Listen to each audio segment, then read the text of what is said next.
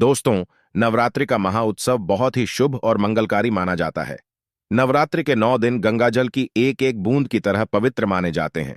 नवरात्रों के यह दिन पूरे भारत में बहुत ही धूमधाम के साथ मनाए जाते हैं और भक्तों के लिए खुशियां और सुख समृद्धि लेकर आते हैं। दोस्तों, आपको बता दें, शास्त्रों में वर्णित है कि 2023 में इस साल मां दुर्गा हाथी पर सवार होकर पृथ्वी लोक में पधारेंगी और मान्यताओं के अनुसार शारदीय नवरात्रि पर माता दुर्गा का आगमन उनके वाहन शेर पर नहीं बल्कि हाथी पर होगा। धर्मशास्त्रों और मान्यताओं के अनुसार माता दुर्गा का हाथी पर सवार होकर आना बहुत ही कल्याणकारी माना जाता है। दोस्तों, इस बार नवरात्रि पूरे 9 दिनों तक मनाई जाएंगे ना, एक भी दिन काम ना ज्यादा। इस बार नवरात्रि 2023 में 15 अक्टूबर दिन रविवार से शुरू होकर 23 अक्टूबर सोमवार के दिन समाप्त होंगे। ऐसे में शारदीय नवरात्रि पर माता दुर्गा की कृपा पाने के लिए कलश स्थापना का शुभ मुहूर्त है 15 अक्टूबर को दिन में 11:44 से दोपहर 12:30 तक। ऐसे में जो व्यक्ति नवरात्रे आने से पहले घर से यह चीजें बाहर कर देता है तो उसके घर में मां वैष्णो का आगमन होगा एवं माता लक्ष्मी का वास होगा। माता शेरावाली आपकी झोली खुशियों से भर देंगी, इसलिए नवरात्र आने से पहले घर से यह चीजें तुरंत हटा दें।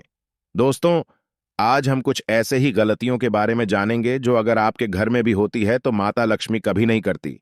ऐसे घर में प्रवेश, फिर चाहे आप कितने ही पूजा पाठ कर लो, ऐसे घर से देवी देवता भी हमेशा रहते हैं नाराज। दोस्तों, संपूर्ण जानकारी के लिए वीडियो को अंत तक अवश्य देखें और कमेंट बॉक्स में जय माता दी लिखकर नवरात्रों का स्वागत जरूर करें। दोस्तों, नवरात्रि शुरू होने से पहले ही मंदिर की अच्छी तरह से साफ सफाई कर लें। मंदिर के अंदर अगर पुरानी टूटी फूटी मूर्तियां हैं, उसके साथ ही खाली माचिस की डिब्बी रखे हुए हैं, यह पुराना धूप अगरबत्ती हो तो उन्हें बाहर फेंक दें तथा खंडित मूर्ति को किसी नदी में प्रवाहित कर दें।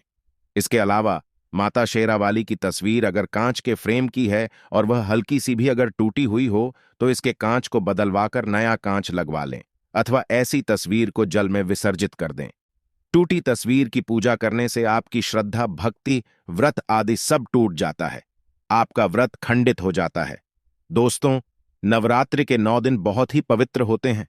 नवरात्रि के 9 दिनों घर को साफ सुथरा और पवित्र रखना अति आवश्यक है। इसीलिए नवरात्रि के 9 दिनों में ब्रह्मचर्य का पालन किया जाता है और तामसिक भोजन ग्रहण नहीं किया जाता। नवरात्रि के 9 दिनों में माता रानी के भक्तों को प्याज, लहसुन, मांस, मदिरा और अंडे से दूर रहना चाहिए। अधिकतर भक्त नियम का पालन भी करते हैं, लेकिन वह एक गलती कर बैठते हैं। वह नवरात्रि के 9 दिनों में अपने घर इन अपवित्र चीजों को रख लेते हैं। ऐसा भूलकर भी नहीं करना चाहिए। भागवत पुराण के अनुसार नवरात्रि के 9 दिनों तक माता रानी अपने भक्तों के घर में वास करती है। अगर आप भी चाहते हैं कि माता रानी आपके घर में वास करें तो आप अपने घर के वातावरण को पवित्र रखें और नवरात्रि शुरू होने से पहले ही अपने घर से प्याज, लहसुन, मांस, अंडा और शराब आदि को बाहर निकाल दें। अपने घर को साफ रखें। इन वस्तुओं को घर से बाहर निकालने के बाद अपने घर में गंगाजल का छिड़काव अवश्य करें।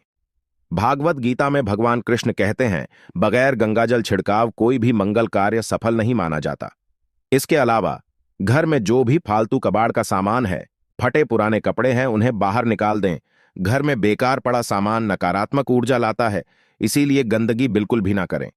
सुबह शाम धूप दीप जलाकर वातावरण को स्वच्छ रखें। दोस्तों, नवरात्रों में माता रानी के आगमन के लिए घर का दरवाजा जरूर सजाना चाहिए। इससे माता आकर्षित होती है और घर के द्वार में प्रवेश करती है। अगर आपके घर में देवी देवताओं की खंडित मूर्ति, दिए या देवी देवताओं का फटा हुआ चित्र हो तो उसे किसी पवित्र नदी में विसर्जित कर दें और उनकी जगह पर नई मूर्तियां लाकर रख दें। यदि आपके घर कोई भी बंद घड़ी है तो नवरात्रि शुरू होने से पहले उसे अपने घर से हटा दें और नई घड़ी ले आए या उसकी मुरम्मत करवा लें। घड़ी को प्रगति का प्रतीक माना जाता है। बंद घड़ी समय से पीछे चलने वाली हमारी प्रगति में बाधा डालती है। इसीलिए नवरात्रि शुरू होने से पहले ही आप बंद घड़ी को घर से बाहर निकाल दें। दोस्तों, अगर आपके घर के मंदिर में किसी भी तरह का कोई फालतू सामान रखा है, जैसे कि सड़े गले फूल, अगरबत्ती, धूप बत्ती के डिब्बे या माचिस आदि के डिब्बे या कोई भी खाली पैकेट मंदिर में ना रखें, या फिर कोई फटी पुरानी धार्मिक पुस्तक या भगवान के कोई भी पुराने कपड़े जो खस गए हैं या मुकुटमाला जो खराब हो गई है, तो उन्हें आप जितना जल्दी हो सके अपने मंदिर से हटा दें। नवरात्रि से पहले आप अपने मंदिर की और मंदिर के आसपास की साफ सफाई अवश्य ही करें। तभी माता रानी की चौकी स्थापित करें। इसके साथ ही आप अपने धन रखने के स्थान जैसे तिजोरी, बैग एवं अलमारी आदि की सफाई भी अवश्य करें, क्योंकि नवरात्रि के दौरान मां लक्ष्मी भी गृह प्रवेश करती है। धन रखने के स्थान पर किसी भी तरह का कोई भी पालतू सामान, टूटा हुआ सामान न रखें। धन रखने के स्थान को मंदिर की तरह ही साफ रखें।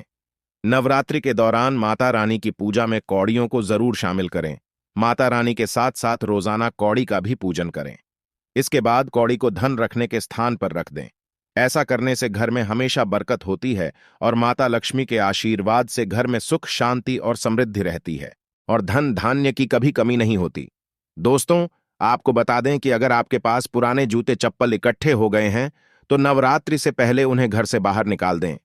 पुराने जूते चप्पलों की अशुभता के कारण ही घर में नकारात्मक ऊर्जा आती है और घर में अशांति और क्लेश का माहौल रहता है। साथ ही साथ टूटे फूटे बर्तन या टूटा हुआ आईना भी अगर घर में हो तो उसे भी निकाल दें। घर में टूटे फूटे ईंट, पत्थर भी नहीं रखने चाहिए। इसे माता लक्ष्मी नाराज हो जाती है और ऐसे घर में माता लक्ष्मी कभी प्रवेश नहीं करती। दोस्तों, अब हम जानते हैं नवरात्रों के दौरान कौन सा फल खाने से व्रत संपूर्ण और सफल हो जाता है। बताया जाता है कि अगर आपका व्रत है तो आपको केला, पपीता, तरबूज और मीठे अंगूर जरूर खाने चाहिए। इन फलों से व्रतधारी को शक्ति मिलती है और व्रत संपूर्ण हो जाता है। शास्त्रों में विशेष रूप से बताया गया है कि नवरात्रों के दिनों में सीताफल जरूर खाना चाहिए। सीताफल खाने से नवरात्रि का व्रत सफल हो जाता है, क्योंकि इसमें माता सीता का आशीर्वाद मिला हुआ होता है। नवरात्रि के दौरान जो भी सीताफल खाता है उसे दुखों का सामना नहीं करना पड़ता। दोस्तों, नवरात्रि के 9 दिन आदिशक्ति दुर्गा को समर्पित होते हैं। नवरात्रि के 9 दिन माता रानी के 9 अलग अलग स्वरूपों का पूजन किया जाता है। इन 9 दिनों में कुछ गलतियां ऐसी हैं जो भक्तों को भूल कर भी नहीं करनी चाहिए, क्योंकि ऐसा करने से आपको व्रत और पूजन का पूर्ण लाभ प्राप्त नहीं होगा। दोस्तों, नवरात्रि के दौरान शादीशुदा महिलाओं को सफेद कपड़े पहनकर पूजा पाठ नहीं करना चाहिए। साथ ही काले कपड़े भी नहीं पहनना चाहिए। इससे पूजा व्रत आदि खंडित हो जाता है। माता की चौकी जब आप लगाएं तो उसके नीचे कागज नहीं लगाना चाहिए। माता की चौकी हमेशा लाल कपड़ा बिछाकर ही बनानी चाहिए। नवरात्रों के इन 9 दिनों तक व्रतधारी को अपना आसन चौकी के आगे ही लगाना चाहिए।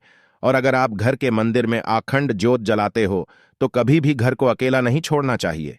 घर में कोई ना कोई व्यक्ति मौजूद अवश्य होना चाहिए। अगर ऐसा हो जाता है तो इससे दुर्गा माता नाराज हो जाती है और हमेशा के लिए चली जाती है। इसके अलावा नवरात्रों में नारियल का इस्तेमाल अवश्य करना चाहिए। हिंदू धर्म में नारियल को समृद्धि, धन, श्रद्धा और सम्मान का सूचक माना जाता है। नारियल को श्रीफल भी कहा जाता है।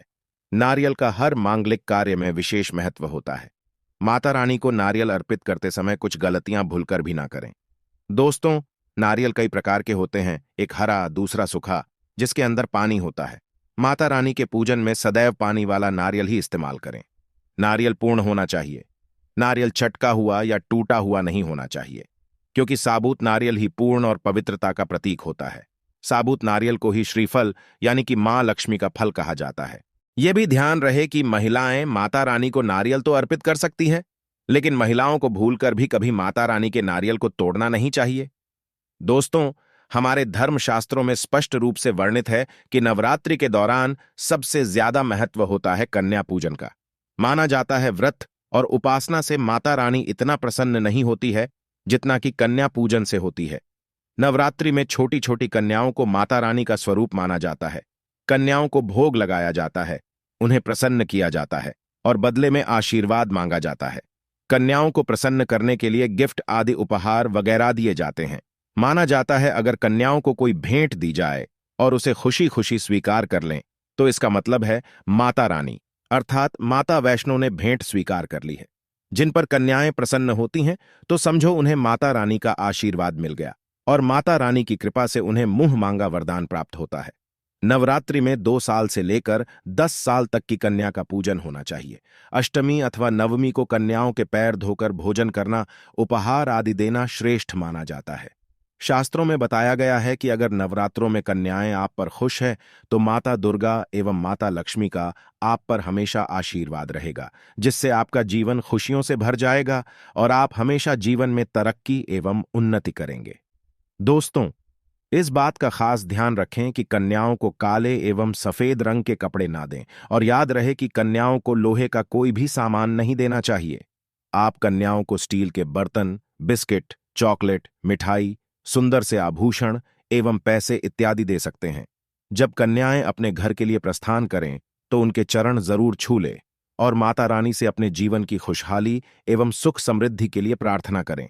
माता रानी के प्रिय भक्तों, हम उम्मीद करते हैं कि शास्त्रों द्वारा बताई गई यह जानकारी आपको पसंद आई होगी।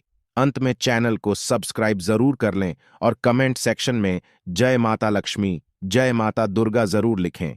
धन्यवाद।